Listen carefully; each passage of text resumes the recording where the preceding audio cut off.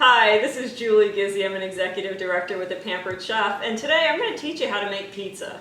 Pizza is a favorite for lots of families, and it certainly has been for my family for years, and I think I've come pretty close to being able to recreate a pizzeria-style pizza at home. So today I'm going to teach you two different ways to make it.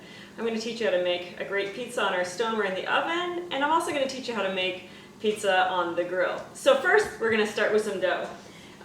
You can use a bulbily crust or any pre-made crust or just a blob of dough that you get at the store if you like, but I'm going to teach you how to make a great homemade dough that is essentially the same recipe as my artisan bread dough. So start first with 3 cups of flour, and then you're going to need just 1.5 teaspoons of yeast. I like to buy it in the jar because then you're not going to have waste. 1.5 teaspoons of kosher salt. And if you don't have kosher salt, you can just use regular salt. And then just kind of mix that up a little bit. At this point, if you'd like to make it like an herbed crust, you can add a couple tablespoons of our Italian seasoning, and so you're going to see that in just a little bit. And then 1.5 cups of water. Now this dough is almost like a magic dough. You do not need to knead it or fuss with it at all. Just mix it up until it all comes together. And it's going to be a little bit shaggy and wet, and that's okay. Once all the flour is incorporated, you're done.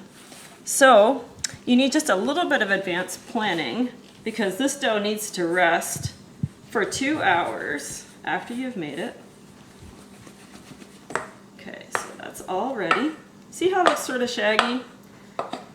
Okay, and that's all right. So what you're going to do is cover it up. Let it sit on your counter for 2 hours. And after 2 hours of resting time, you've got 2 choices. You can go ahead and use it right away for pizza dough, or you can put it in the fridge and use it for up to about 10 days or so. This batch makes enough for 2 pizzas. So I'm going to rotate. I've got a batch here that I made a couple of days ago. And this one I did add some Italian seasoning to it. So you'll see that it's got the specks in there. I want you to notice something unique about this dough. It is really wet and it's real flat. That's okay. It's not like your typical yeast bread, but it makes a wonderful crust. So because it is so wet, you're going to use plenty of flour. I like to sprinkle some on there and on our pastry mat. I'm obviously using all Pampered Chef products today to make this. And this pastry mat I love because it's silicone and it rolls up for easy storage. So you want to make sure you have plenty of flour on your hands and just sort of scoop out your dough. And it'll feel sort of sticky, so just dip more flour and you're good to go. All right. Okay, so here, see how wet it is? You want to gently kind of turn it in the flour and then divide it up for 2 pizzas. So just going to cut it in half. Okay, so I'm going to show you the trick right now. If I were to just roll this dough right away on my baking stone, it would probably tear. So here's the trick. You want to make a ball with it. And so take your dough and then turn it underneath itself. That's the secret to making this dough into a great crust. And just keep dipping it in flour so that it's not sticky. Okay, and that's really nice. Do you see the difference? How smooth it is? Sometimes you'll get bubbles, and how this one looks. So we're just going to roll this out. I like to hold our baker's roller like this. And here's a quick trick. Roll from the inside out. Don't just go back and forth. Then it stretches the dough kind of funny. So just kind of keep working it all the way around and dip in flour just to prevent it from sticking. Okay. Once it gets to about this point, I just check it for flour. Go a little bit more. Okay, now here's a secret to make this a lot like a pizzeria pizza. Grab a bit of cornmeal. You don't have to measure it. Throw it underneath, and then finish your rolling on top of the cornmeal. It's going to adhere to the bottom of your crust, and when I roll it on a stone, you can actually put your cornmeal right on the stone and it will be all right. But with our barbecue pizza pan, that's just a little bit tricky. Okay. Once it's all done, got a little hole there, gently take your dough and just stick it on your pizza pan. And then you can sort of stretch it out a little bit. If you notice your dough springs back a lot, It's because it's really cold still, so just let it rest. Okay, so I'm going to turn this under itself like I showed you before.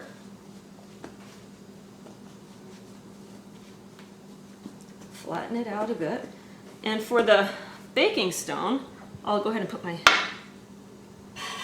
cornmeal right on there. Your baking stones are real pale and boring looking when you first get them.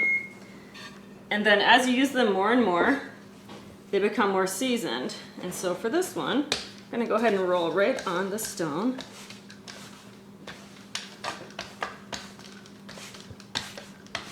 And so if you're using a pre-made crust, you would just lay it on here. I really love this crust. Because it's wet, it gives you kind of a chewy, crispy texture on the outside and a nice, tender interior to the bite. Okay.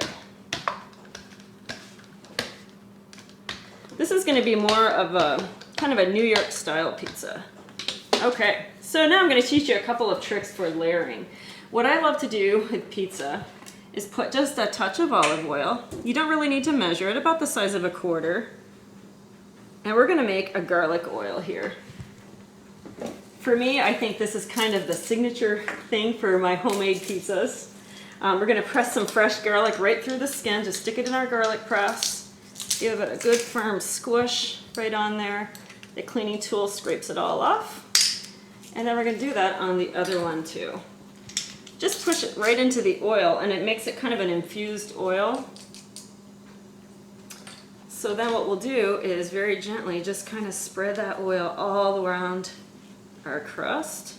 And don't worry if it's not everywhere, that's all right.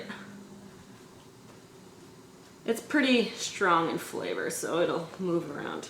All right, now we're gonna add our toppings.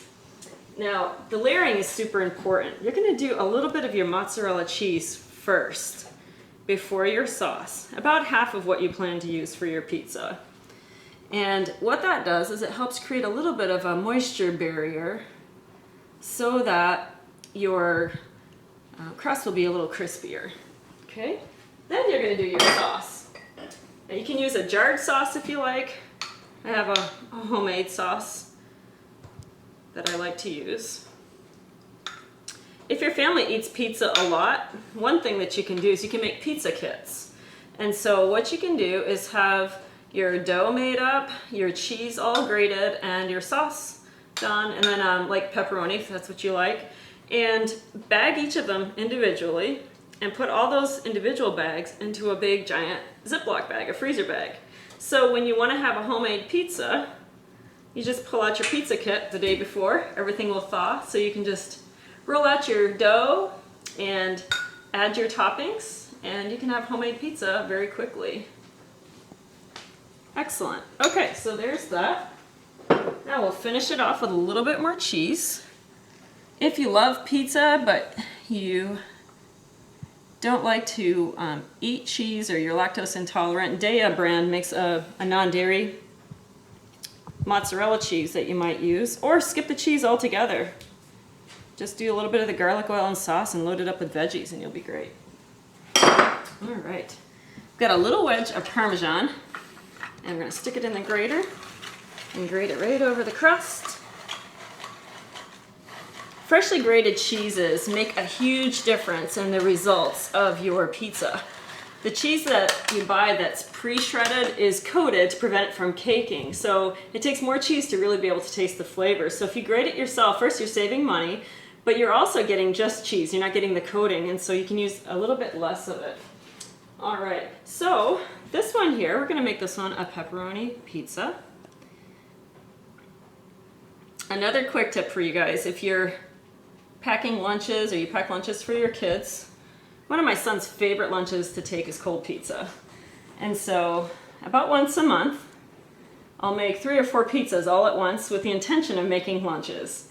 And as soon as the pizza has cooled, I cut it up into individual portions and put the pizza in quart-sized Ziploc bags. From there, I just throw them in the freezer. When I'm packing lunches, I pull out a piece of frozen pizza, put it in the lunchbox, and by lunchtime, it's thawed and ready to go. So you can adjust your toppings and So if you want to use a whole wheat crust or whatever veggies you want to put on there, you know exactly what your kids are eating.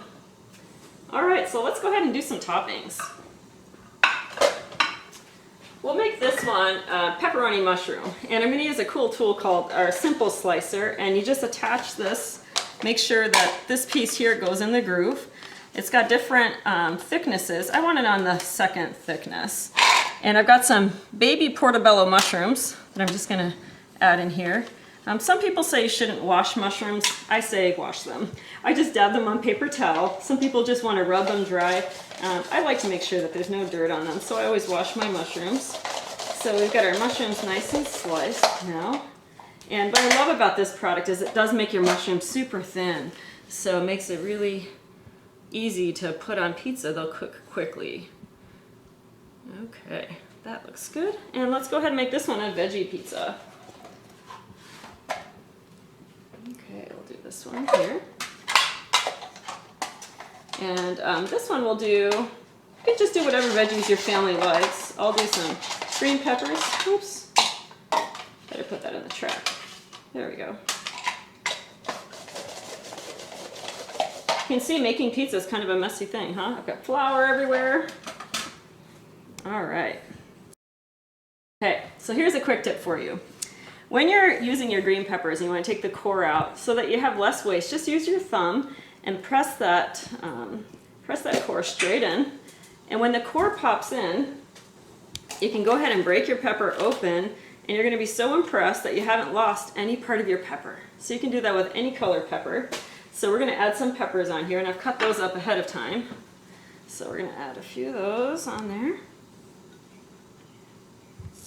And we'll do some onions. I'm going to show you a quick trick on how to slice onions quickly. A lot of people don't like slicing onions because of the gases in onions that make you cry. So I'm going to teach you a quick trick here. To make it quick, of course you can use our food chopper or our manual food processor. I love to just use a knife. So the root end is right here. So what I'm doing is I'm making little cuts.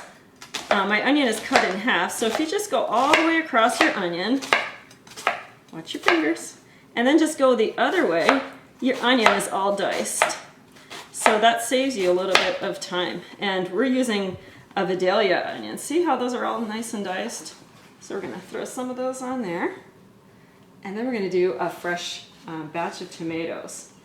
Now this trick wowed me the first time I learned it.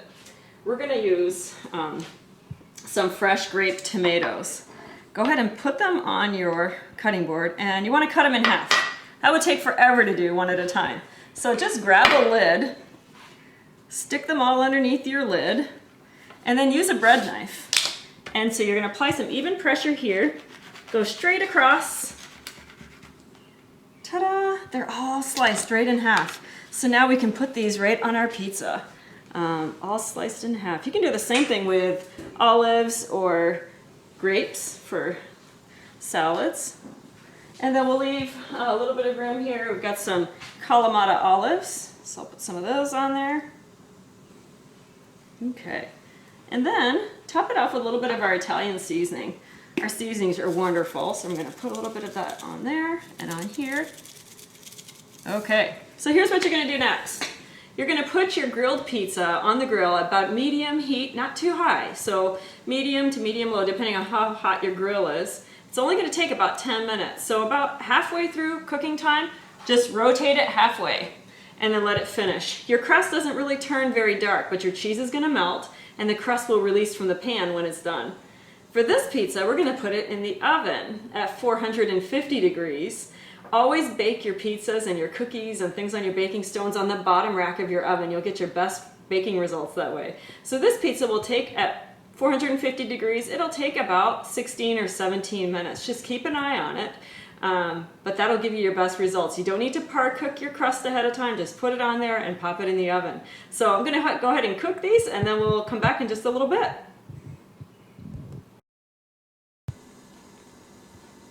Here's our finished pizza, the one that we did in the oven, and you'll notice that the cheese is all melty. Your crust looks done, and if you want to check it, if you're not sure if the crust is done, if you can lift it up a little bit, it should release very well from the stone. So here's our first one. We'll take a look at the next one just a sec. Okay, so here's our grilled pizza. That looked beautiful. Okay, so when you're grilling your pizza, your crust oftentimes doesn't turn real dark, but you can tell everything's all nice and melty on top, and the pizza crust will release from the pan. So I hope you'll try making homemade pizza and enjoy it with your families. Bye for now.